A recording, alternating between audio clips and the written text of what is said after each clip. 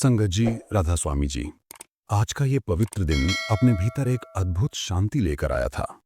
जैसे ही सुबह का समय हुआ, आसमान पर हल्की सी सुनहरी आभा फैलने लगी और हवा में एक ऐसी कोमल ठंडक महसूस होने लगी जिसे शब्दों में बांधना मुश्किल था। ऐसा लग रहा था मानो प्रकृति खुद अपने तरीके से ये संकेत दे रही हो कि आज का सत्संग केवल एक सभा नहीं होगा, बल्कि एक ऐसी अनुभूति बनेगा जो भीतर छुपे कई सवालों के जवाब दे जाएगी। लोग धीरे धीरे स्थल पर पहुंचने लगे। किसी के मन में उत्साह, किसी के मन में श्रद्धा, किसी के मन में उम्मीद और कुछ लोगों के चेहरे पर वर्षों पुरानी थकान भी दिखाई दे रही थी। पर इन सब के बीच जो सबसे सुंदर था वो ये कि हर कोई अपने भीतर एक शांत विश्वास लेकर आया था कि जैसे भी हों, जो भी हों, आज उन्हें कुछ ऐसा मिलेगा जो दिल को रोशन कर दे। सत्संग स्थल फूलों और साधारण सादगी से सजा हुआ था। दरी पर बैठने के लिए लोग अपनी जगह चुन रहे थे। कोई एक दूसरे के पास बैठने की कोशिश में था, तो कोई अकेला बैठकर मन को स्थिर कर रहा था। कुछ बुजुर्ग माता पिता अपने बच्चों को पास बिठाते हुए इस माहौल को समझाने की कोशिश कर रहे थे। हर ओर एक सुखद खामोशी थी, ऐसी खामोशी जिसमें कोई डर नहीं, कोई चिंता नहीं, बल्कि एक अजीब सी पवित्रता थी। धीरे धीरे पूरा पंडाल संगत से भरने लगा।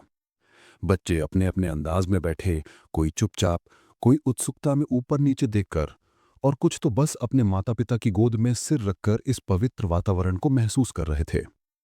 और फिर अचानक संगत की नजरें एक ही दिशा में उठने लगीं। बाबा जी पधार रहे थे। उनके कदमों की चाल में वही स्थिरता, वही गरिमा, वही अपनापन। उनका चेहरा शांत था और उस शांति में ऐसे कई अर्थ छुपे हुए थे जिन्हें केवल देखा नहीं, महसूस किया जा सकता था। लोग उन्हें देखते ही अपने बैठने की मुद्रा को ठीक करने लगे। कुछ ने अपने सिर ढक लिए, कुछ ने अपनी आंखें बंद कर लीं, कुछ मन ही मन अपने प्रश्न और समस्याएं याद कर रहे थे जो शायद भीतर से आज उत्तर की प्रतीक्षा कर रही थीं। बाबा जी की उपस्थिति में हर कोई अपने अपने तरीके से जुड़ रहा था। जैसे ही वे मंच पर पहुंचे और विराजमान हुए, पूरे वातावरण में एक ऐसा सुकून फैल गया मानो हवा में पवित्रता घुल गई हो। हजारों की भीड़ थी, लेकिन उस भीड़ में इतनी गहरी शांति थी कि एक पत्ता गिरने की आवाज भी सुनाई दे सकती थी। बाबा जी ने संगत की ओर नजर उठाई। वो एक नजर ही काफी थी। उस एक नजर में अपनापन भी था, मार्गदर्शन भी था और एक गहरा प्रेम भी जो हर दिल को छू जाए। उनकी आंखों में ऐसा धैर्य था कि किसी भी उलझे हुए मन को यकीन हो जाए कि वो यहाँ सुरक्षित है, यहाँ उसकी बात सुनी जाएगी, यहाँ उसके सवालों का जवाब मिलेगा, चाहे वो कहा जाए या ना कहा जाए। फिर उन्होंने बोलना शुरू किया। उनकी आवाज में वही सहजता थी जो हमेशा दिल को सीधा स्पर्श करती है। उन्होंने कहा कि जीवन में जो कुछ भी होता है उसकी एक वजह होती है। कभी कभी हमें लगता है कि परिस्थितियां हमारे विरुद्ध चल रही हैं, लेकिन अक्सर यही परिस्थितियां हमें वहां ले जाती हैं जहां हमें पहुंचना चाहिए, जहां हमारी असल मंजिल होती है। उन्होंने समझाया कि मनुष्य हमेशा अपनी योजना को सर्वोत्तम समझता है, लेकिन मालिक की योजना उससे कहीं बड़ी होती है। हम सिर्फ उतना ही देखते हैं जितना हमारी आंखों के सामने होता है, जबकि मालिक उन राहों को भी देखता है जो आगे जाकर हमें बचाएंगी या हमें एक नए अध्याय में ले जाएंगे। संगत के बीच बैठे लोग इन शब्दों को पूरी गहराई से महसूस कर रहे थे। किसी की आंखों में पुरानी यादें तैर गईं, किसी के चेहरे पर समझदारी की एक नई चमक उभरी और कई लोग भीतर ही भीतर अपने दुखों का बोझ हल्का महसूस करने लगे। कुछ नौजवान जो नौकरी, भविष्य, करियर और जीवन के फैसलों में उलझे हुए थे, बाबा जी की बात सुनकर अपने भीतर एक नई स्थिरता पाते दिख रहे थे। बुजुर्गों के चेहरे पर एक शांत मुस्कान उभर आई थी, जैसे वर्षों के अनुभव को कोई शब्द मिल गया हो। बाबा जी ने आगे कहा कि इंसान हर छोटे सुख के पीछे भागता है और हर छोटी तकलीफ से घबराता है, लेकिन असल में दुख हो या सुख, दोनों ही जीवन के शिक्षक हैं। सुख हमें कृतज्ञता सिखाता है और दुख हमें धैर्य। सुख हमें मालिक की मेहर का एहसास कराता है और दुख उसे और करीब ले आता है। उन्होंने कहा कि इंसान तब टूटता है जब वो अपने आप को अकेला मानने लगता है, लेकिन सच्चाई ये है कि कोई भी इंसान अकेला नहीं होता। मालिक हर कदम पर साथ चलता है। बस इंसान की आंखें वो देख नहीं पाती, क्योंकि मन हमेशा बाहरी दुनिया में उलझा रहता है। संगत के चेहरे पर अब वो स्थिरता आ गई थी जो केवल सच को सुनने के बाद आती है। हर व्यक्ति अपने भीतर झांकने लगा था। बाबा जी की बातें सिर्फ शब्द नहीं थीं, बल्कि वो उन दिलों पर दस्तक दे रही थीं जो शायद लंबे समय से किसी सहारे की, किसी समझ की, किसी मार्गदर्शन की प्रतीक्षा कर रहे थे। उन्होंने आगे कहा कि संसार में दुख का कारण इच्छाओं का ना खत्म होना है। इंसान को जितना मिलता है, वो उससे और अधिक की चाह करता है, और जब उसकी इच्छा पूरी नहीं होती, तो वो दुखी हो जाता है। लेकिन जिसने अपने भीतर संतोष और विश्वास को जगह दे दी, वो हर परिस्थिति में शांत और प्रसन्न रहता है। उन्होंने बताया कि जीवन में सबसे जरूरी है अपने भीतर की आवाज को सुनना, क्योंकि वही हमें सही दिशा में ले जाती है।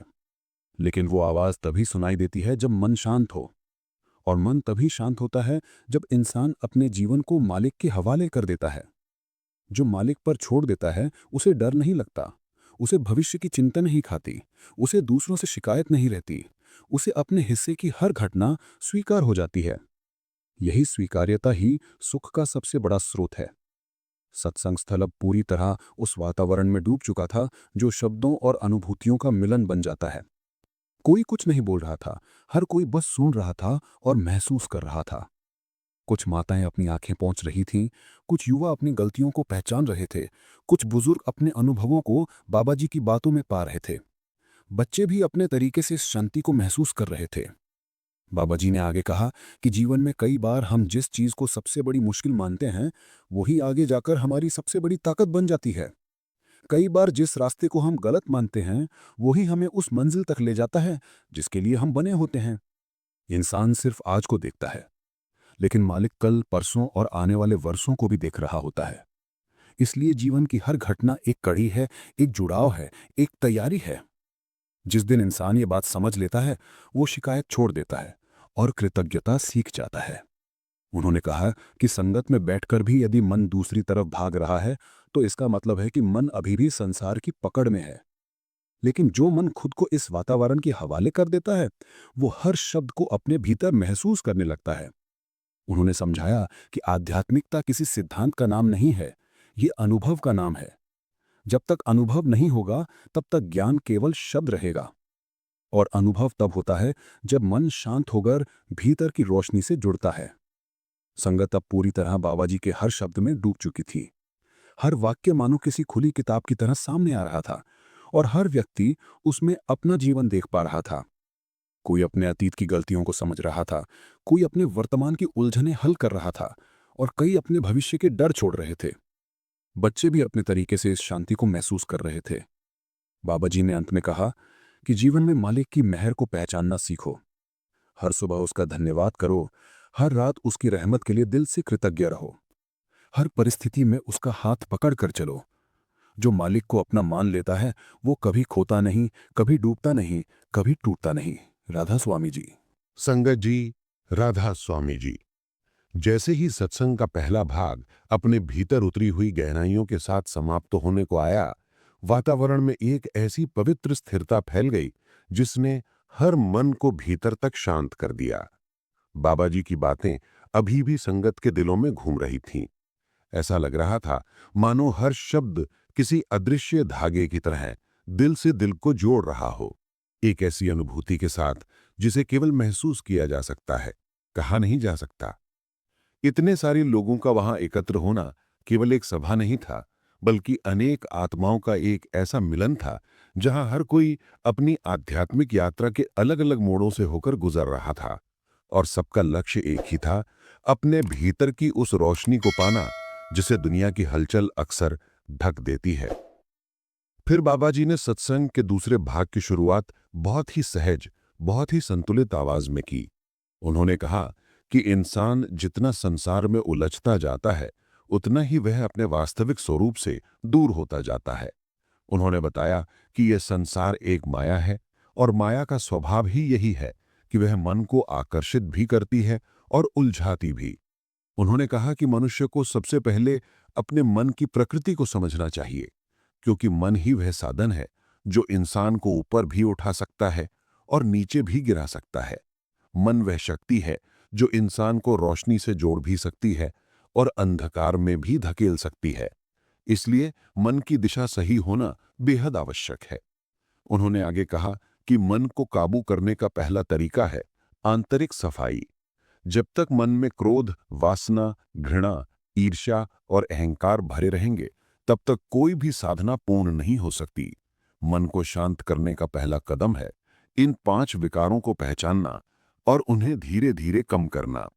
ये काम अचानक नहीं होता, समय लगता है, लेकिन एक बार जब इंसान इस मार्ग पर चल पड़ता है तो उसे खुद महसूस होने लगता है कि उसका मन धीरे धीरे हल्का होने लगा है, जैसे कोई भारी थैला उठाए हुए हो और धीरे धीरे उसमें से वजन कम करता जाए। इसी तरह मन का बोझ भी कर्मों के अनुभव, मालिक की मेहर और खुद की समझ से कम होता जाता है। संगत ध्यानपूर्वक हर शब्द को अपने भीतर उतार रही थी।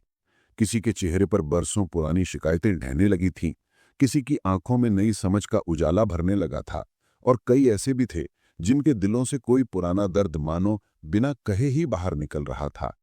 कई नौजवान जो अपने जीवन में तेजी से दौड़ना चाहते थे, उन्हें एक नई दिशा मिल रही थी कि असली दौड़ मन की होती है, न कि दुनिया की। कुछ माता पिता अपनी गलतियों को याद कर रहे थे जो बच्चों को समझाने में हुई होंगी, और बाबा जी की बातों में उन्हें नया दृष्टिकोण मिल रहा था। फिर बाबा जी ने कहा कि संसार में सबसे बड़ा रोग है तुलना करना। इंसान अपने जीवन को किसी और की जिंदगी के तराजू में तौलता है और खुद को दुखी कर लेता है। तुलना वहां पैदा होती है जहां संतोष नहीं होता। पर जिस दिन इंसान अपनी यात्रा, अपने कर्म और अपनी स्थिति को स्वीकार कर लेता है, उसी दिन से दुख कम होने लगता है। उन्होंने कहा कि मालिक ने हर इंसान के लिए अलग मार्ग बनाया है। 2 लोग एक ही जगह से शुरू होकर भी अलग जगह पहुंचते हैं, और 2 लोग अलग जगह से शुरू होकर भी एक ही मंजिल तक पहुंच सकते हैं। इसलिए किसी की जिंदगी को देखकर अपनी तकदीर को कम मत समझो। हर आत्मा की यात्रा अनोखी होती है। उन्होंने आगे कहा कि अगर इंसान अपने जीवन में सच्चा सुख चाहता है तो उसे 2 बातों को गहराई से समझना होगा, समय और कर्म। उन्होंने समझाया कि हर घटना समय पर निर्भर है और हर समय कर्मों पर। इंसान चाहे कितना भी बुद्धिमान हो, कितना भी योजना बना ले, लेकिन समय से पहले कुछ नहीं मिलता और कर्म से अलग कुछ नहीं मिलता। जिस दिन इंसान यह स्वीकार कर लेता है कि मालिक उसे उसी समय वही देगा जो उसके लिए सही है, उसी क्षण से मन शांत होने लगता है। संगत के कई लोग इस बात को सुनकर अपने भीतर मुस्कुराए। कुछ ने अपनी पुरानी परेशानियों को याद किया, जहां वे सोचते थे कि सब कुछ खत्म हो गया है, लेकिन बाद में उन्हें समझ आया कि मालिक ने उस मुश्किल के जरिए उन्हें नई दिशा दी थी।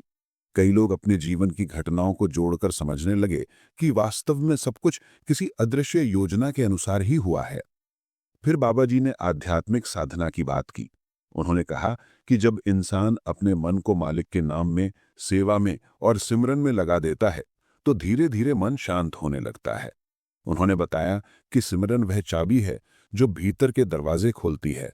सिमरन वह शक्ति है जो मन को टुकड़ों से हटाकर केंद्र में लाती है।